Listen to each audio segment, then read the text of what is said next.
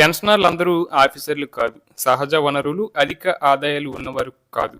వీరిలో వాచ్‌మ్యాన్‌లు, అటెండర్లు, రికార్డు అసిస్టెంట్లు, డ్రైవర్లు, పోలీసులు, ఉపాధ్యాయులు కూడా ఉన్నారు.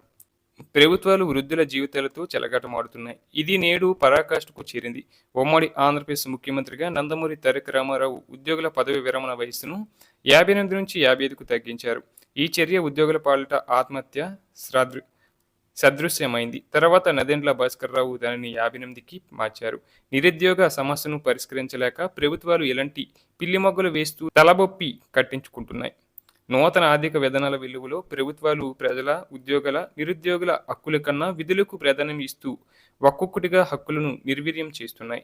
ఉద్యోగుల హక్కులు, భద్రత, స్వీయ గౌరవం, సమాజ నాగరికత వికాసం అనే భావాజలాన్ని లాభనష్టాల భావాజలంలా ప్రైవేటు రంగానికి కలిసి వచ్చి భావాజలంగా అభివృద్ధి చేస్తూ వచ్చాయి. ఈ భారమంతా వృద్ధతరం మోయాల్సి వస్తుంది. 50 ఏళ్లు దాటిన వాళ్లను మీడియా వృద్ధులు అంటుంది. ఇదే నిజమైతే అన్ని రంగాలలో వీరే శక్తికి మించిన కృషి చేస్తున్నారు.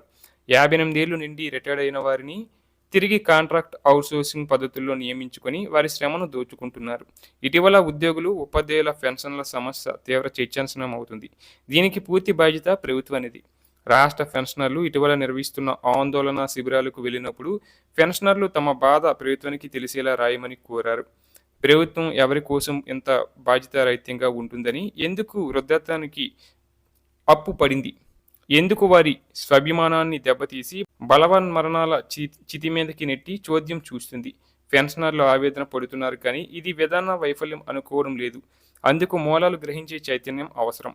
ఈ పని సంఘాలు చేయడం లేదు. అయితే పెన్షనర్లు బలవుతున్నారు. ఇప్పటికే పెన్షనర్లను ఈ సిపిఎస్, ఓపీఎస్గా విడగొట్టారు. ఓపీఎస్ వారిని 2025కు ముందు, తర్వాత వాళ్ళుగా విడగొడుతున్నారు. ప్రభుత్వం ఉద్దేశం పెన్షన్లు ఎగ్గొట్టాలనే. ఇప్పటికే వివిధ కార్పొరేషన్లలో దశాబ్దాలు పనిచేసి రిటైర్డ్ అయిన ఉద్యోగులకు పెన్షన్లు లేవు. వారు తమ జీవితాలు కరిగించుకొని కార్పొరేషన్లకు, తద్వారా సమాజానికి సేవలు చేసి రిటైర్డ్ అయి ఇవాళ బేల మొక్కలతో బతుకులు ఈడుస్తున్నారు. ఇల్లు లేని వాళ్ళు, పిల్లలు స్థిరపడిన వాళ్ళు, రోగాల పాలై కుదురుకోని వాళ్ళు అనేక కష్టాలతో స్వీయ గౌరవ సంక్షోభంలో ఉన్నారు. వారు యవ్వనంలో శ్రమ చేసిన కాలాన్ని నిలువునా దోచుకున్న ప్రభుత్వాలకే బాధ్యత లేనప్పుడు ఎవరు వారిని కాపాడగలరు? సిపిఎస్ వాళ్ళు తమని ఓపీఎస్లోకి మార్చమని ఉద్యమాలు చేస్తున్నారు. ఎన్డీఏ, ఇండియా కూటమి ప్రభుత్వాలు జోదమాడుతున్నాయి.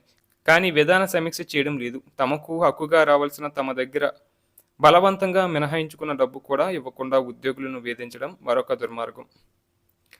అలాగే మిగులు బడ్జెట్తో అధిక ఆదాయంతో కూడిన తెలంగాణ రాష్ట్రాన్ని తన తప్పుడు ఆర్థిక విధానాలతో కేసీఆర్ అప్పుల పాలు చేశారు. ఎవరు అడగకపోయినా ఉద్యోగుల రిటైర్మెంట్ వయసును 61 సంవత్సరాలకు పెంచేశారు. అంత వయసు దాటి రిటైర్డ్ అయిన వారికి ఈ ప్రభుత్వం తక్షణ పెన్షన్ మాత్రమే ఇస్తుంది తప్ప ఇతర బకాయిలు ఇవ్వడం లేదు. ఇది పెద్ద సంక్షోభంగా పరిగణించబడింది. PF, group insurance, group LIC, leave నగదు వంటివన్నీ దాచుకున్నవి. గ్రాట్యుటీ మాత్రం సర్వీసు లెక్కించి ఇచ్చేది. కమ్యుటేషన్ అయితే పెన్షనర్లతో ప్రభుత్వం అధిక వడ్డీతో చేసే వ్యాపారం. 11.5 ఏళ్లలో తీరిపోయే అధిక వడ్డీ మొత్తాన్ని 15 ఏళ్లు వసూలు చేస్తుంది. పెన్షన్ అమ్మడం, కొనడం లాభ నష్టాల వ్యాపారంగా ప్రభుత్వం నడుపుతుంది.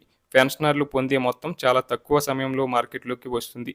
అన్ని రంగాల్లో ఇది ఆర్థిక చలనాన్ని వేగవంతం చేస్తుంది. ప్రభుత్వానికి, మార్కెట్కి ఇది బాగా తెలుసు. పెన్షనర్లు తమ సర్వీసులో దాచుకున్న మొత్తాలు ఒక్కసారిగా తమ ఖాతాలలో జమ అయినప్పుడు పొందే చిన్నపాటి ఆనందం కూడా వారికి మిగలలేదు. ఇవ్వవలసినవన్నీ పెండింగ్లు పడేసి 1వ తేదీన జీతాలు, పెన్షన్లు ఇవ్వడం తమ గొప్పగా ప్రభుత్వం చెప్పుకుంటుంది. ఇందుకు కాంగ్రెస్ ప్రభుత్వం, ఆ పార్టీ కించిత్తు కూడా సిగ్గుపడటం లేదు.